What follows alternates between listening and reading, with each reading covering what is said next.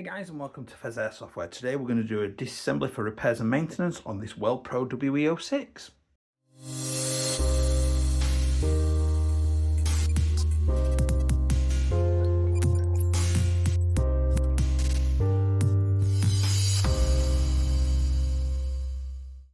Hey guys, and welcome back. If you do enjoy this content today, please do consider liking, commenting, subscribing, because those interactions help me get seen by the YouTube algorithms, help the channel grow. If you want to stop by my socials, link down below will take you to all my socials, including my Discord. Please stop by and say hello. And if you want to support the channel a little bit more, the join button down below will take you to YouTube channel memberships. 99p a month, totally optional, really appreciated. Custom videos, your own chat section, a bit more say in the channel, that kind of thing. So we're going to get started. So again, many thanks to my good friend Bert that has let me use this for a unboxing and a disassembly. Now there is a separate video on the magwell itself, so hopefully we can avoid that like the plague, because it was a horrific experience for me. So we're going to have a look at the rest of this and see what we can do with it. So the first thing I'm going to do is I'm going to open that latch up and I'm going to take the battery cover off. Next thing I'm going to do is I'm going to lift the button out the back there and remove the charging handle assembly. Now by the looks of that, I should be able to drop that pin out there. There's one pin, and then there's another pin there, I'm guessing maybe that way.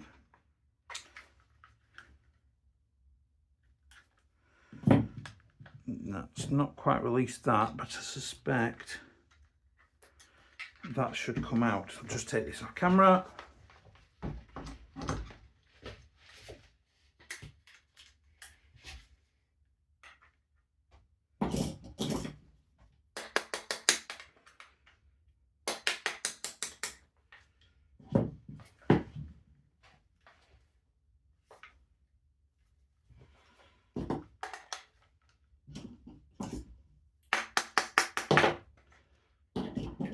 There's the other pin. So that pin has got sort of like a cutout section on it. So put that down there. Now that does, wow, okay, that was quick and easy. That releases that whole front assembly there, which is kind of being held in by the front sight there. So that comes out. That was surprisingly quick and easy. There is our barrel and hop, put that there, which we can't quite get out yet. Now in terms of the stock, if I was to push that pin up from the bottom, the pin would come out, the stock will come off.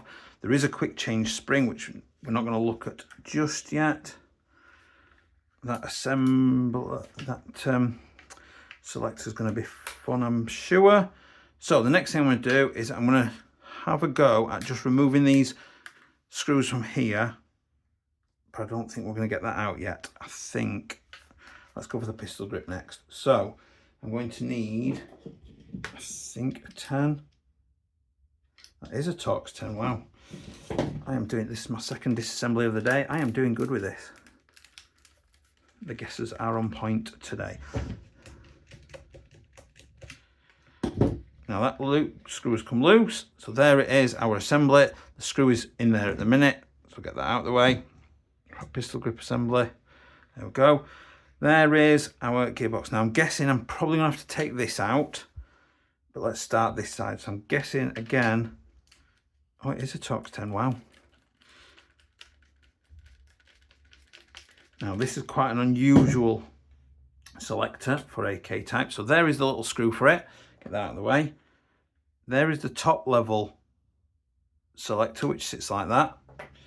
Then we've got some sort of weird plastic plate on top, which is that. Then we've got this metal contraption, which seems to be linked, sat on there. But this does come out. Again, not a standard AK type. Now that's still not coming out, so that does mean this is going to have to come off. Again, Torx 10. Ooh.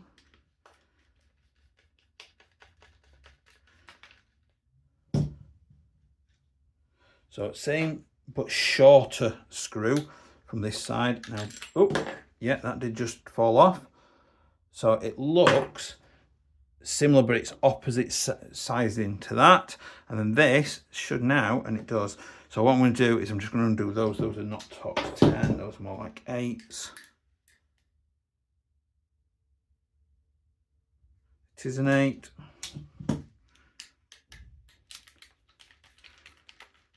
That's one undone.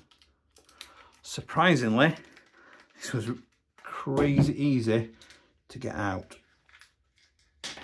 There's the hop screws, put those there. There's part of the selector, which is come from in there. We'll figure that out shortly. There's our gearbox. There's our hop and our blanking plate there for the magwell. Now put that down gently. So we've got there the hop. Let's turn the hop on fully. So it's rolled back to apply hop. So that is the hop on fully, which can fling 2 5s out pretty ridiculous distances.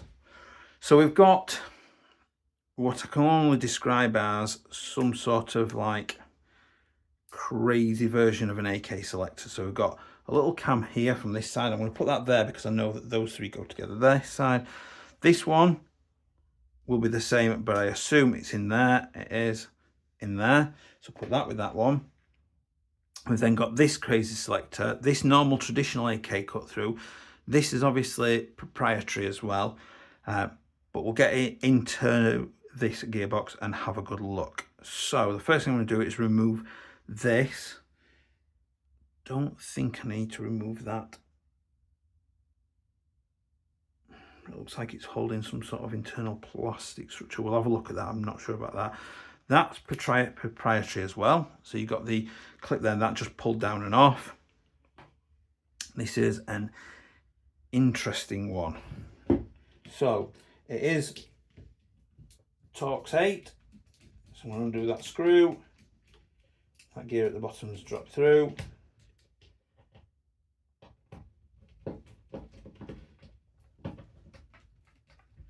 There we go.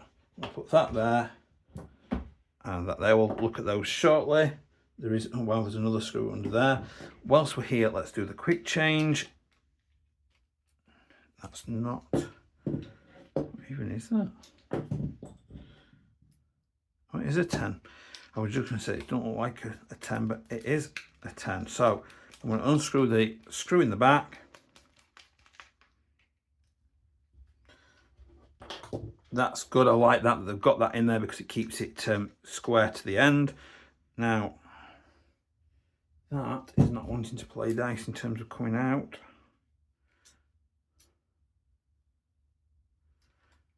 I suspect the piston might be back.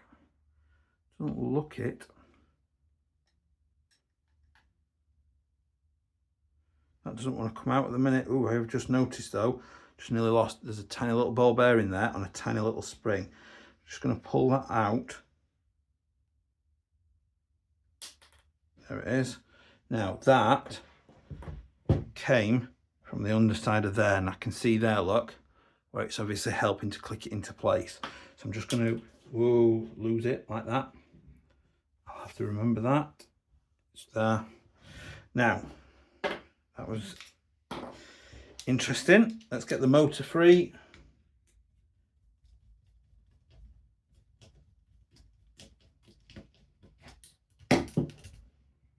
One.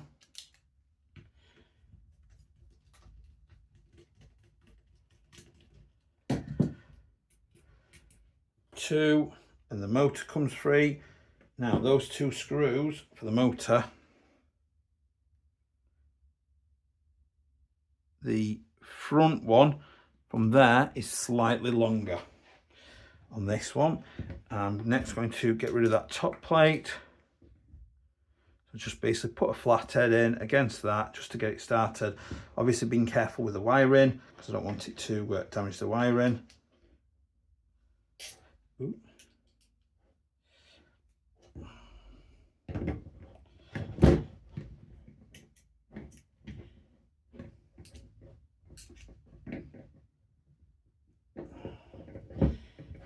There we go.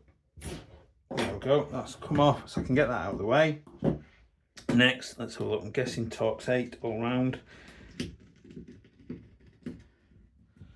that's one. That's a short little screw.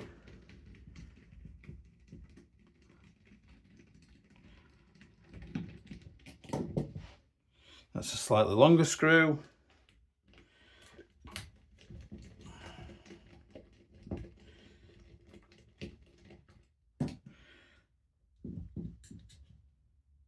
That's the same as the second one. Now, am I going to have to take this off as well?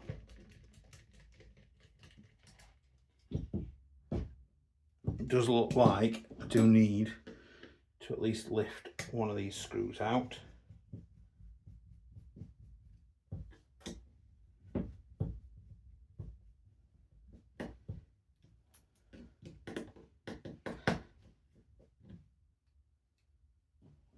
Let's put those together, and then I can finish getting this out.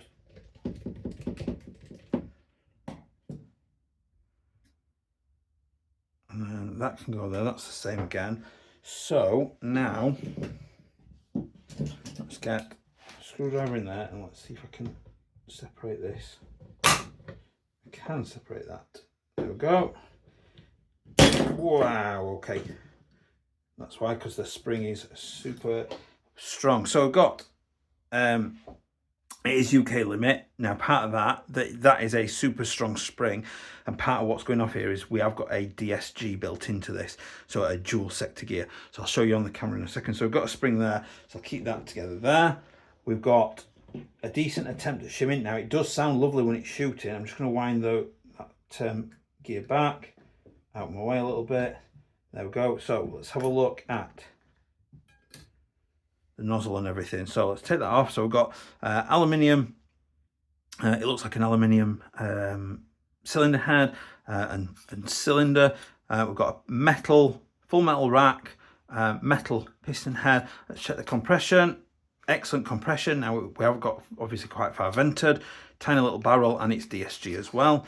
And then we'll try it with the air nozzle. Now the air nozzle, oh, it does appear to be an O-ring. I was going to say it's not an O-ring, but again, excellent air compression. I'm really having to push that, and there's no giving that at all. So I'm happy with that air compression. Now, just to show you this then. So this is, you've got two sets of teeth here. That is a dual sector gear. So what would normally be one rotation of that gear to basically give you a single shot is in a dual sector gear. It obviously one rotation will give you two shots. Now what you do to compensate is you put a higher powered spring in, because that's going to keep your FPS up. You're still looking at sort of 300 to 350-ish is ideal. Your tappet plate does need to be shortened down, which that one is, and it looks like, I was going to say, is it cast or is it aftermarket? I actually think that's been cut down aftermarket. It's a little bit rough. So as this comes down, if it's the full length fin, it can't come back quick enough to feed the BBs. So basically just keeps obviously causing feeding issues and things like that. Just moving those shims about a little bit. We have got the cut off latch there. There is a lot of cheap grease in there. Standard AK trigger. Board in there, looks all right. It does look like if the board fails, you can put a per run in there. It looks like relatively easily, but a lot of the outer casing is proprietary, so keep that in mind. So I'm just going to drop that in. So just with the trigger, whilst we're here, so we've got a spring here that's got a short arm on one end, and we've got a longer arm on the other end. The short arm goes in that little gap, tiny gap down there. There's a little tiny gap, leaving the longer arm up here.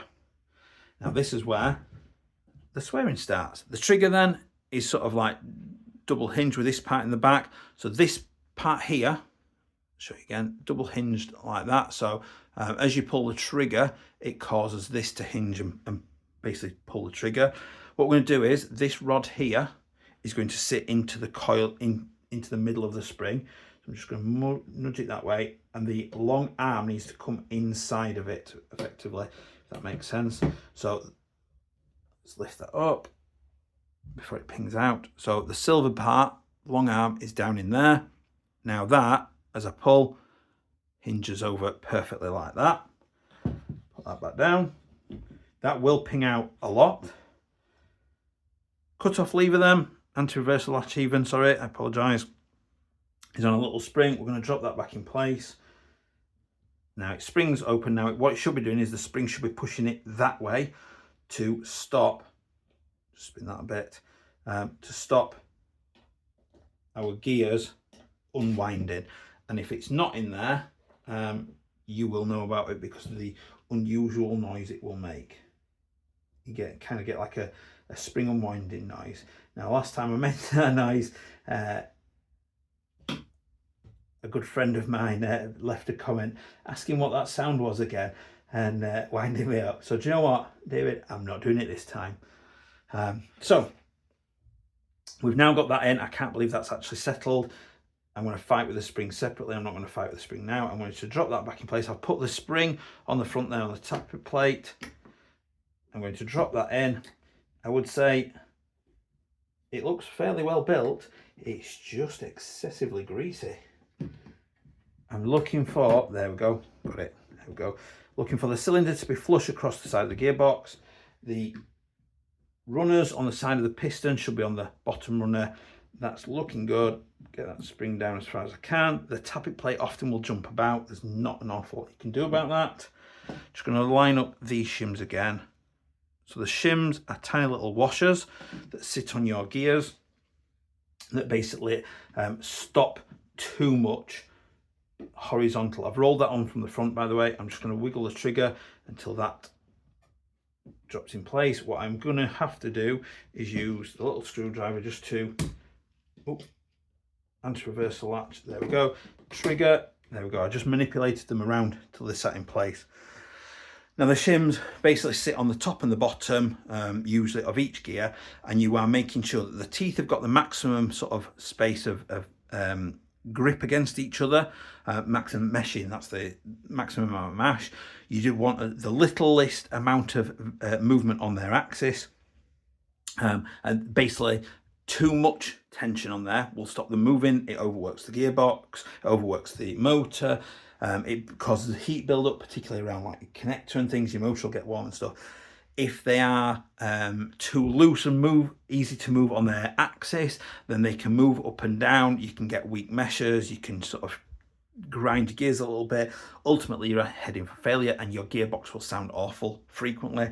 If you've got it just right, you will get a much smoother sounding gearbox. It will run nice as well. So generally, rule of thumb is that basically these three axes, once the screws are in, you should have almost no movement. And if the cylinder wasn't in there, you should be able to roll the gears and you should get about 3 spins off one push. You should get about 3 spins of that gear set, roughly. Main thing you're looking for is no real sort of pressure fighting you. So now we're going to try and remember how to get this thing back together. So we're going to bring in the little screws and start with all the little screws, and then we're going to build from there. So there's a tiny little one in at the front. Oops, missed. And then bringing this one in next.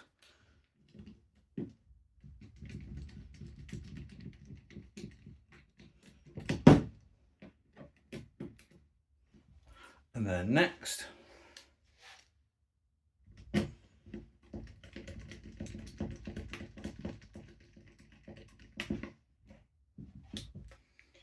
Next.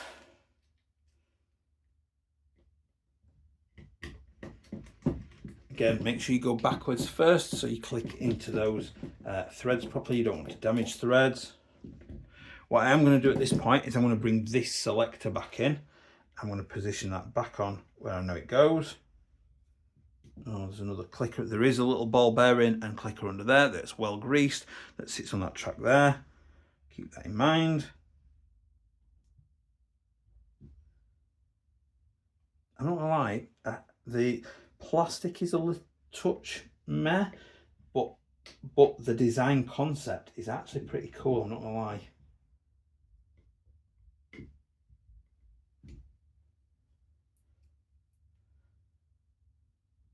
There's not exactly a lot of pressure going on this plastic either, is there, I suppose? So that's now in place perfectly. Happy with that. I'm going to bring the motor round and plug the motor in. I'm going to bring the the screws in. The slightly longer one is at the front. Again, gone backwards to click.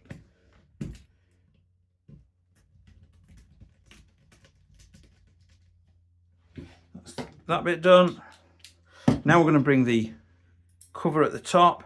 Now obviously what I need to do here is delicately just feed the wiring in underneath as it comes in without catching and snagging and tearing it at said wiring. Now you could, in theory, I'm just going to tap that back slowly. You could, in theory, just basically put this on without the wiring and then use a flathead to lift this up and put the wiring under. It's more faff than it's worth, so I'm just going to tap this back, positioning the wiring as it comes in.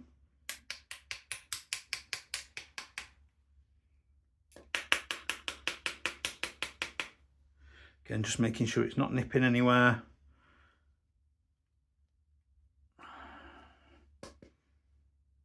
I'll be back in a second once I've finished fighting with it. So just had to did notice it was catching there basically. It's all it's done is done the heat sink wire on the outside, nothing more. So we're all right with that. So that does need to pull back through because that should be most of the way back forward like that. So this wiring should come up like this over this gap here, and it should sit more or less. You can see where the markings are on the heat sink. I'll just make sure that those are pushed down, and this is where it's going to sit and how it's going to sit. Now we can sort of, we need to bring in the spring and the spring guide. Now this is going to be a bit of a battle because of how high tense strength this is. Wow, okay. Oh no, it weren't that bad. And then I'm going to bring in the plate at the back. This is a good idea, a really good idea, because it helps keeps it square, so it's not, the spring guide can't move about, which is always a good thing. Because on a lot of quick change spring systems, it's not properly retained flat against the back. So in theory, when shooting, that spring guide can move a little bit because it's not locked in at the back. So that's good. So I'm going to remember to bring that in now whilst we're messing about, and that just slides up the trigger and clicks into place like that. So it's protecting all of that system there. So we've got these things here, these things here. So much fun. Right, so that goes in there like that. In fact, do you know what? I've missed a step here. I'm going to bring this in. I'm going to marry those teeth up because all those teeth marry up one to one like that. I'm going to flip it over and we're going to bring in the little ball bearing and sit it back on top of its spring like that. Famous last words. And then I'm going to bring this in.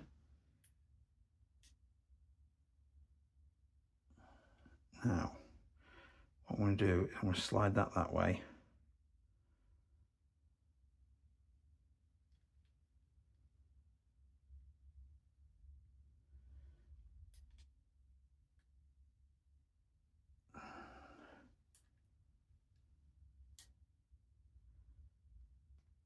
There we go. So I just got that lined up together and click down. Just need to bring in, oh, my hands are so greasy. Don't use your teeth, kids.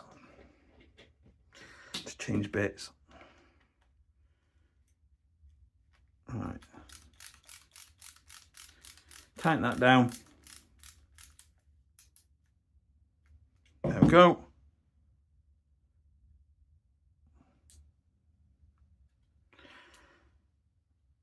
And I can hear the clicking into place. Yeah, there we go. We are good. What I might do is just loosen it off ever so slightly.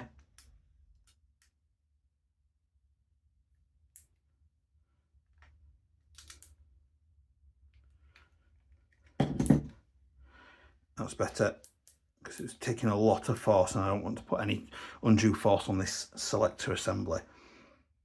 Now, based on that point, I should be able to now bring this in because I remember that this was for this side. like that. I'm going to bring this one in, and this one was on this side. We're now going to drop that back into the gearbox. So just to show you, that plugged in there. Oh, it's jumped out already. There we go. That one, the little post there, drops into that slot there and should sit in there. Now we're going to have to keep hold of that while sliding all of this back in tactically. Yeah, those wires have dropped into the wrong place. They need to go there like that. No, still wrong. There we go. So the wires should sit down there. Hopefully you can see that in front of this hot block. I do now need to bring the hot block back in, the hot unit back in, and might have to just lift the gearbox back up a little bit momentarily.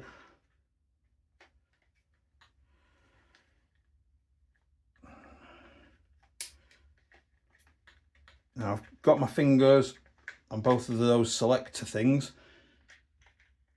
because I need, come on.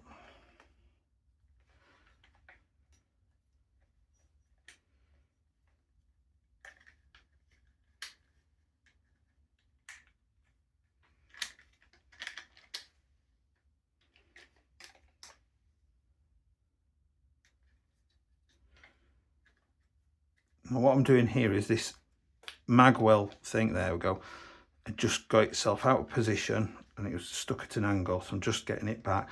So the wiring has gone down there. This hot holder secure blanking plate is sorted. Those appear to still be in position. So what I'm going to do is I can come back and sort that in a second. What I am going to do first is I'm going to bring in this connector, which will, it's kind of, don't matter which way around it goes in. There's sort of two orientations. It doesn't matter which way around it can go in. I've then got this plate here, which sits around it, which is not in because that's not dropped in properly. Because that goes in that way.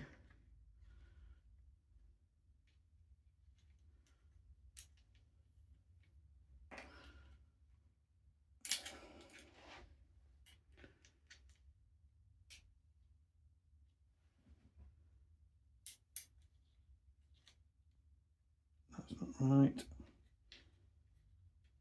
Is that underneath it?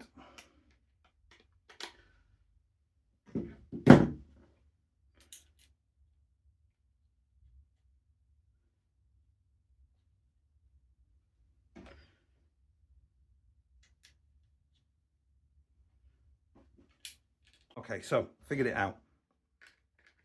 So this little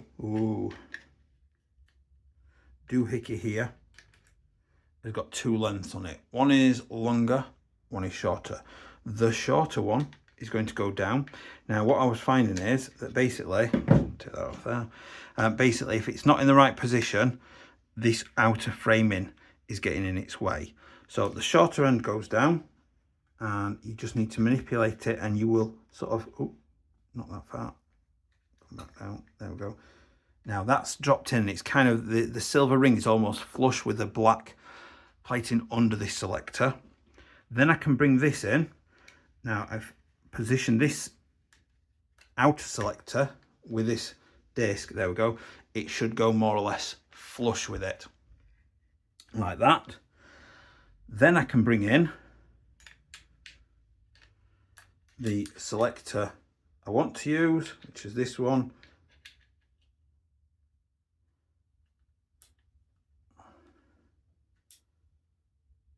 Is it that way? Is it that way?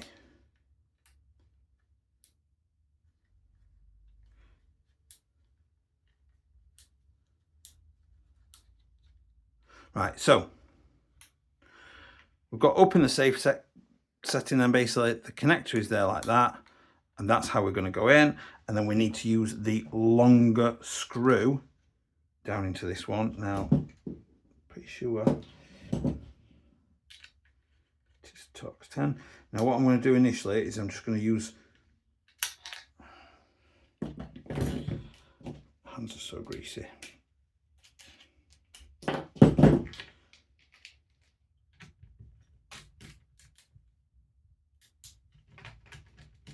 Just going to sort of tighten it down. It's not mega tight at the minute. I'm going to flip it over. I'm going to bring this in, which it can't be, you can't flip that to the other side because it's got a different connector on the inside. I'm then going to tighten this one down. And I know it's in the right place because they're both pointing to the exact same place. So that one's now tight. That one's now tight. So now they're both moving together nicely. That is good. Next, we're going to bring in the 2 screws for the, but they're 8s, aren't they? For the hop unit, secure that down. They are 8s.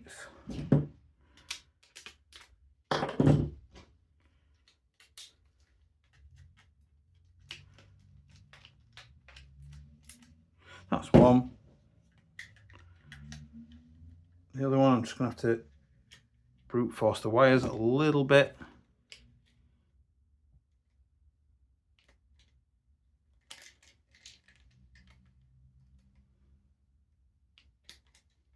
There you go. Come on, get in there. Oops. This is not going to my plan at all. There we go.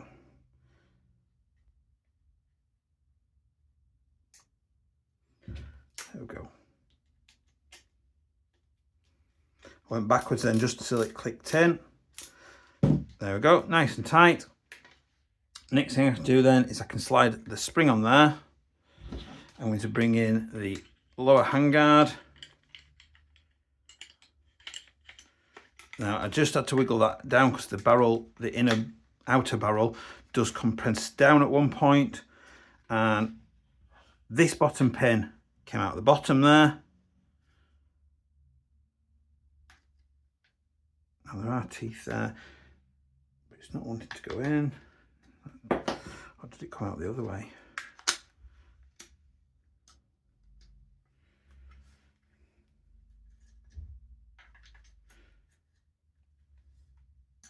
No, I must be wrong. That pin must have come out of there, and that pin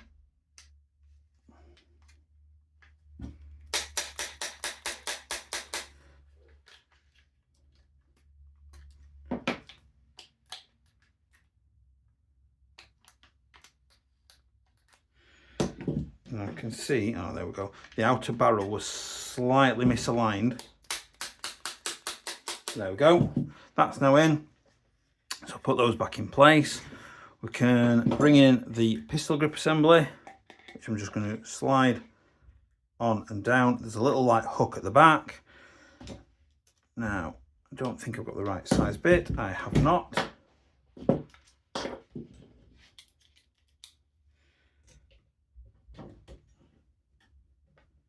Listening for that click when it's seated right. There we go. Next we can do the charging handle assembly. So that's going to sit in there. The rod itself is going to come forward. Now there is a tiny little hole at the front just there where this rod needs to get into. So you need to just position it right so that that is accessible. And that's a little bit fiddly. There we go. And then it just drops in and hooks in at the back there. So we've now got that. We can then bring in our battery cover, open our battery latch, and that's it. We are done and dusted. I hope you enjoyed that. Not as easy as I was hoping for. The initial part wasn't too bad, but finished your Well-Pro WE06 disassemble for repair and maintenance. Please remember to like, comment and subscribe, and I will see you next time. Bye.